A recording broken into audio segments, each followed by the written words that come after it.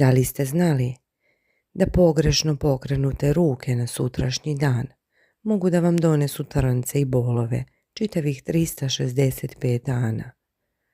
Subota 8. avgust 2026. godine nije običan dan. Dok većina nas vidi samo još jedan letnji vikend, za milione Srba širom sveta, ovaj dan je svetinja. Dan kada se tradicionalne srpske žene, svesno ili ne, suočavaju sa jednim od najmisterioznijih verovanja našeg naroda. Praznik koji nosi ime Sveta Petka Trnova. Ali zašto baš Trnova? Zašto su naše bake strepele od ovog datuma? I šta se to krije iza priča da će vam, ako prekršite jedan jedini običaj, ruke trnuti cele godine, dok ne dođe sljedeći avgust? Pre nego što zaronimo u lavirint običaja i verovanja, moramo da razumemo koga to zapravo slavimo. Srpska pravoslavna crkva 8. avgusta po novom, odnosno 26. jula po starom kalendaru, proslavlja prepodobnu mučenicu Paraskevu Rimsku. U narodu je međutim daleko poznatija pod imenom Trnova petka, a ponekad je nazivaju i Vetrena petka ili Letnja petka. Paraskeva Rimska, zaštitnica žena, siromašnih i bolesnih, rođena u Rimu početkom 2. veka. Poticala iz hrišćanske porodice, od roditelja Agatona i Politeje. Njeni roditelji bili su veoma imućni, ali Paraskeva nije bila vezana za materijalno. Nakon njihove smrti, sve nasleđeno bogatstvo podelila je sirotinji i zamonašila se. Svoj život je posvetila veri i pomaganju drugima. Međutim, njen put nije bio lak. Živela u vreme rimskog cara Antonina, u periodu kada su hrišćani bili prognani. Zbog svoje vere u Gospoda zatvarana je mučena. Prema predanjima, iako su je često mučili, nikada nije zadobila rane. Na kraju, po naređenju kneza Tarasija oko 140. godine, posečena je mačem. Ali njena priča se tu ne završava. Njeno telo, odnosno mošti, imale su burnu istoriju. Po nalogu bugarskog cara Asena, njene mošti su prenete u grad Trnovo i sahranjene u crkvi koja je nazvana njenim imenom. Upravo po ovom gradu Trnovu svetiteljka je dobila naziv Trnova petka. Kasnije su njene mošti prenete u Carigrad, gdje i danas počivaju. I tu dolazimo do prve velike zbirke koju ljudi prave vekovima. Trnova petka nije ista svetiteljka kao Sveta petka koja se slavi 27. oktobra.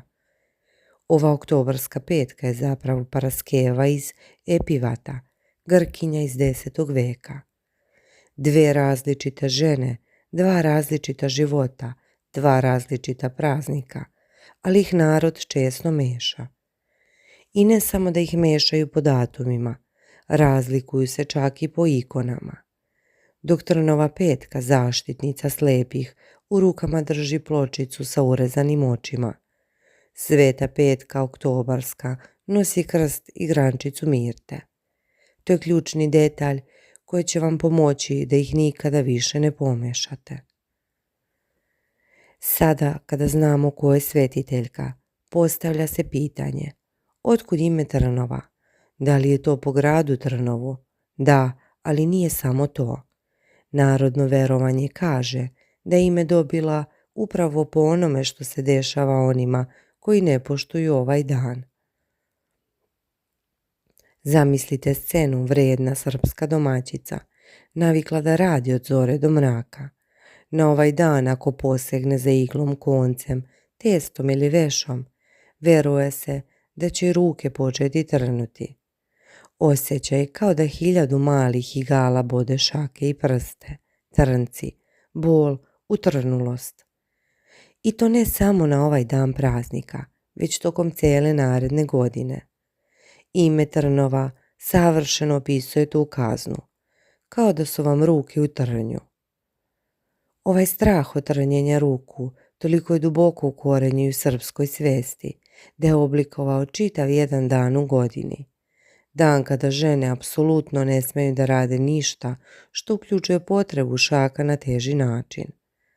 Zato, drage žene, ako ne želite da vam ruke trnu do sljedećeg avgusta, slušajte pažljivo šta sve ne smete da radite.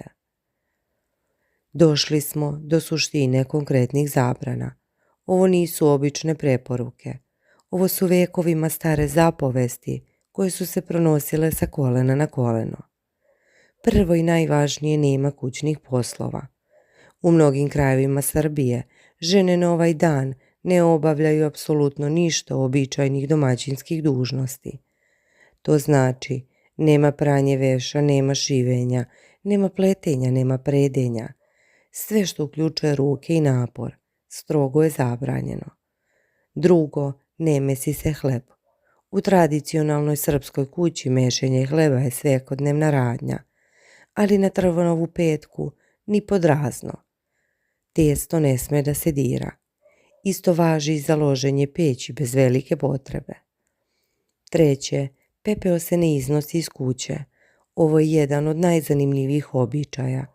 Veruje se da iznošenje pepela na ovaj dan donosi nemir, neslogu i razdor u domaćinstvu. Pepeo kao simbol ognjišta i doma mora da ostane na svom mestu. Zašto baš ove radnje?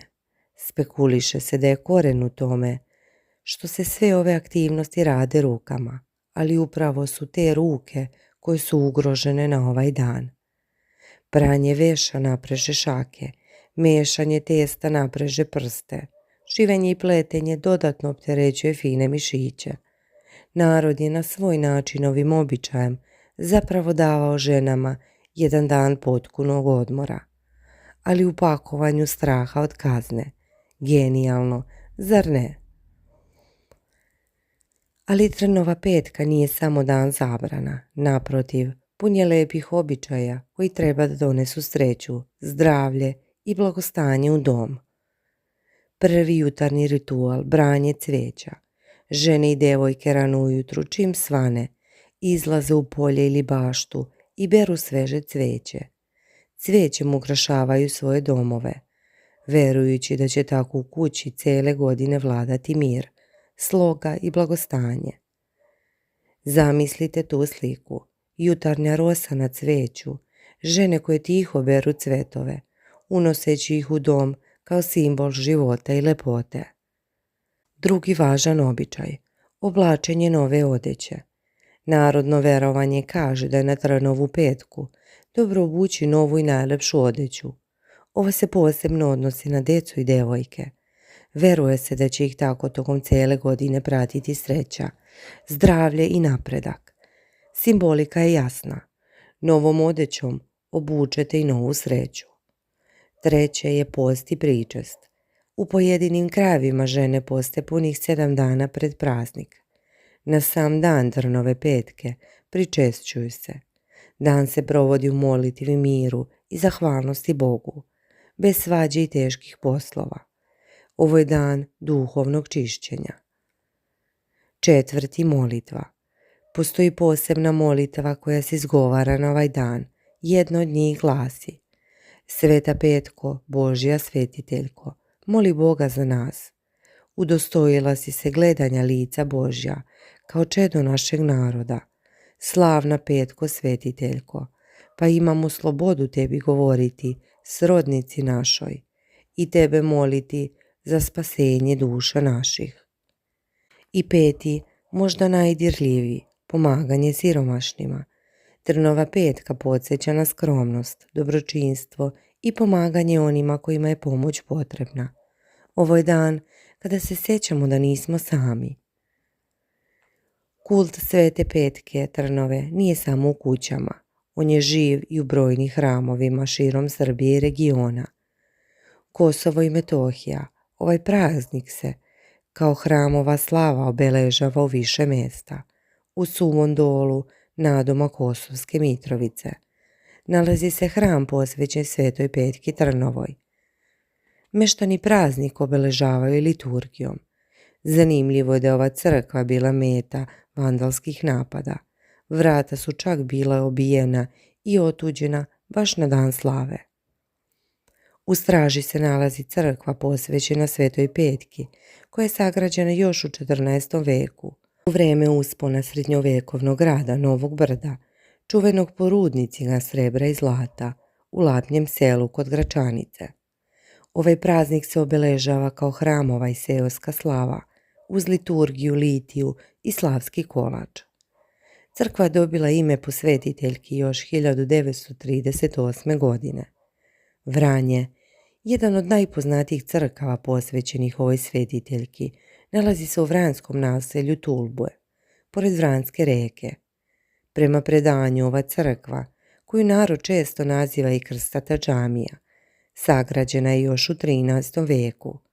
Kada su Turci osvojili Srbiju, porušili su je, a kasnije su se u tom delu varoši naselili najbogatiji Turci, age i begovi.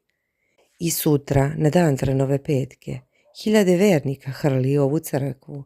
Ljudi dolaze sa svih strana Balkana, a na Veliki petak se stvaraju kilometarski redovi. Ovo je pravo hodočasničko mesto. Ponekad se proslavljaju i zavetine i manastirske slave.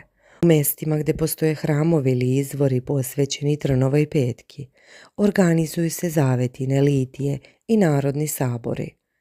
Vernici dolaze na bogosluženje, pale sveće i mole se za zdravlje porodice, naročito za zdravlje žena i dece. Pored crkvama sa Trnovom petkom su povezani brojni izvori za koje se veruje da imaju lekovitu moć. Veliki broj vernika okuplja se u selima širom Srbije u blizini seoskih kapela sa namerom da se umije vodicom sa lekovitog izvora. Veruje se da ova voda leči i spasava od raznih nedaća. Na dan slave ova mesta ispuni veliki broj meštana i ljudi sa svih strana. Jedan od najpoznatijih izvora nalazi se u beogradskom naselju Železnik, u Lipovačkoj šumi. Ovaj izvor već 150 godina prima vernike, a za njegovu vodu se veruje da je lekovita i da pomaže u lečenju brojnih bolesti. Vernici kažu da ova voda leči sve, od nervoze preko oftalmoloških problema do bolova u nogama i vrtoglavica. Naročito je zanimljivo verovanje vezano za probleme sa vidom. Trnova petka se smatra zaštitnicom slepih i slabovidih. Zbog toga se pojedini vernici mole ovoj svetiteljki za ozdravljenje očiju i posećuju izvore koji se nalaze iza njene crkve. Na ikonama podsjetimo se, Trnova petka drži pločicu sa urezanim očima. Simbolika je više nego jasna. Praznikom Svete petke Trnove završava se mali letnji ciklus ženskih praznika, kome pripadaju i Ognjena i Blaga Marija. Ovo je posljednji u nizu praznika koji su posvećeni ženama tokom leta.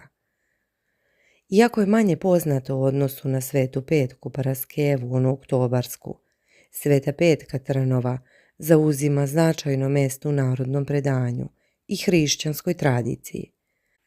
Za razliku od oktobarske petke, čiji je kult veoma raširen i utemeljen u zvaničnoj crkvenoj liturgiji, kult Svete petke Trnove je prestižno narodnog karaktera, a sa jakim korenima i običajnoj i usmenoj tradiciji.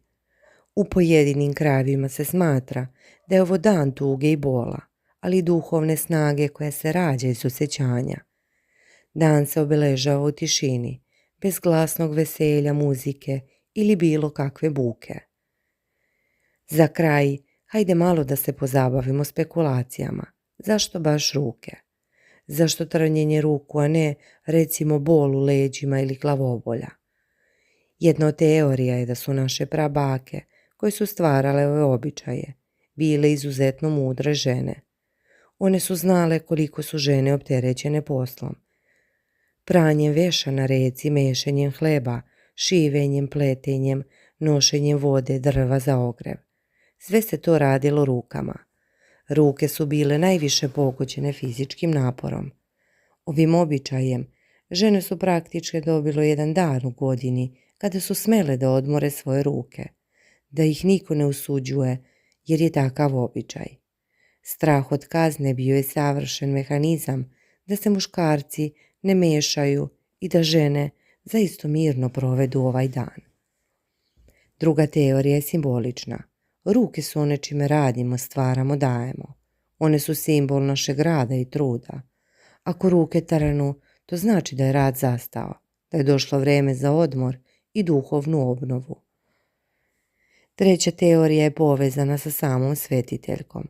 Paraskeva je mučena, ali nikada nije zadobila rane.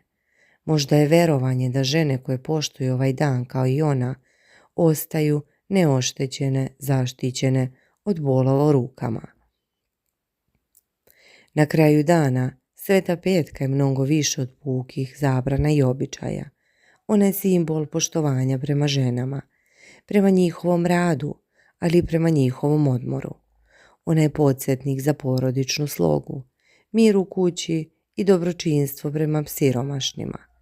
Ona nas uči da ponekad, samo ponekad, treba da zastanemo, da odmorimo ruke, da se okrenemo molitvi, porodici i cveću koje smo nabrali u zoru, da obučemo nešto novo i verujemo da nas čeka bolja godina.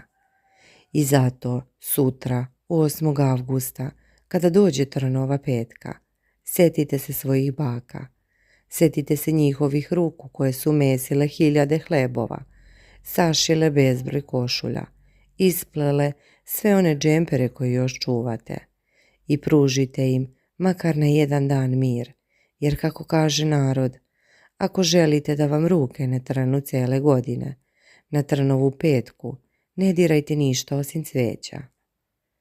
Da li ste i vi čuli za ovaj običaj od svojih baka? Da li ćete ga ispoštovati?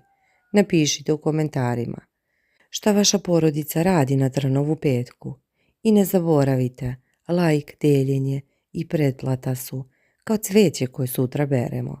Donose blagostanje kanalu. Hvala vam što ste ostali do kraja.